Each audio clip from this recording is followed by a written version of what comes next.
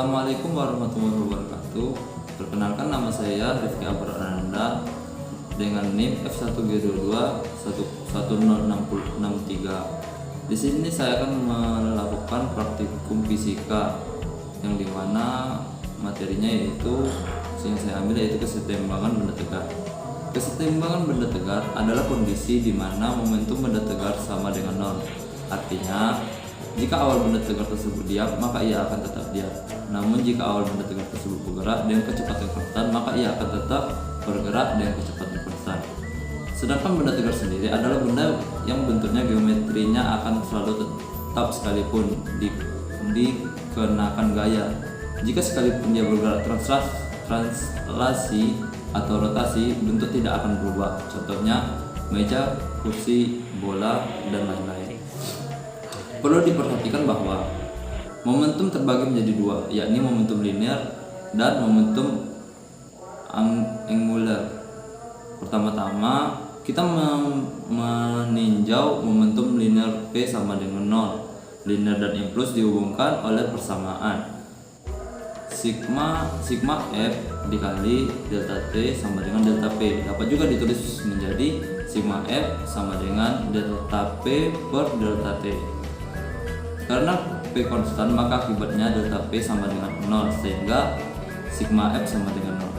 Kemudian dengan cara yang sama kita meninjau momentum angular L, momentum angular dan impuls angular dihubungkan oleh persamaan delta T dikali sigma delta T dikali sigma T sama dengan delta L, atau dapat juga ditulis menjadi sigma T sama dengan delta L per delta T. Karena L konstan, maka akibatnya delta L sama dengan 0, sehingga sigma T sama dengan 0. Akhirnya dapat disimpulkan bahwa suatu benda atau sistem dikatakan setimbang jika ia memenuhi dua syarat, yaitu sigma F sama dengan 0 dan sigma T nya sama dengan 0. Baiklah, selanjutnya saya akan melakukan praktik di mana saya akan melakukan praktik tentang sistem benda tegar dengan peralatan yang ada di keseharian kita. Nah, di sini saya memiliki gelas yang berisikan air.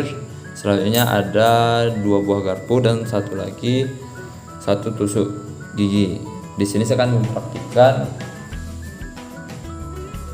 sistem dari keseimbangan benda tegar.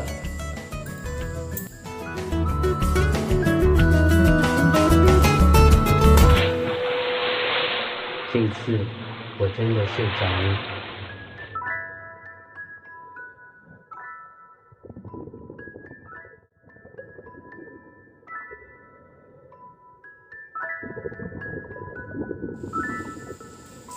Nah, dari praktik tadi kita bisa melihat bahwa dua garpu tersebut bisa berdiri dengan setimbang. Mengapa demikian? Hal ini bisa terjadi bagaimana menurut kalian? Nah, di sini ada dua hal yang mempengaruhi kesetimbangan antara garpu dan garpu 1 dan garpu 2. Yang pertama adalah titik berat dan yang kedua adalah torsi. Nah, penjelasannya seperti ini. Perhatikan baik-baik di mana tusuk gigi ini berada. Nah, sekilas kita melihat posisi garpu 1 dan garpu 2 tidak seimbang, padahal dia itu seimbang. Tusuk gigi di sini merupakan titik berat dari sistem. Jadi sendok dan garpu ini kita anggap sebagai sistem. Nah, kemudian titik tusuk gigi ini adalah titik berat dari sistem. Titik berat adalah titik di mana gaya berat benda atau sistem itu bekerja, atau sering disebut juga sebagai titik kesetimbangan. Nah, gaya berat dari garpu dan gaya berat dari garpu 2 itu setimbang. Di titik sini yang ada tusuk gigi, ia dapat juga dikatakan bahwa titik berat adalah titik yang mewakili berat dari suatu benda atau sistem dilihat dari samping garpu. Itu setimbang. Karena simetris kemudian dilihat dari sisi lain terlihat tidak setimbang, padahal seimbang. Nah, berat kepala garpu ditambah kepala garpu 2 dan tusuk gigi itu dilawan oleh berat kaki-kaki garpu dan berada pada posisi lainnya. Oleh karena itu, sistem menjadi setimbang dan torsi menjadi nol. Nah, bagaimana? Menarik bukan? Jenis-jenis kesetimbangan benda tegar. Secara umum, kesetimbangan benda tegar dapat dikelompokkan menjadi dua, yakni kesetimbangan dinamis, benda yang bergerak secara baik translasi atau linear ataupun secara regular, angular, dan kesetimbangan statis, benda yang betul-betul diam. Kesetimbangan statis itu sendiri menjadi dua kelompok, yaitu kesetimbangan stabil terjadi pada suatu benda diberikan gaya, maka posisinya akan berubah. Namun gaya tersebut dihilangkan, maka posisinya akan kembali ke titik sama, atau kita bisa sebut fleksibel gitu. Yang kedua adalah kesetimbangan labil atau tidak stabil, terjadi pada suatu benda diberikan gaya, maka posisinya berubah. Namun bila gaya tersebut dihilangkan, maka posisinya tidak akan kembali ke titik semula.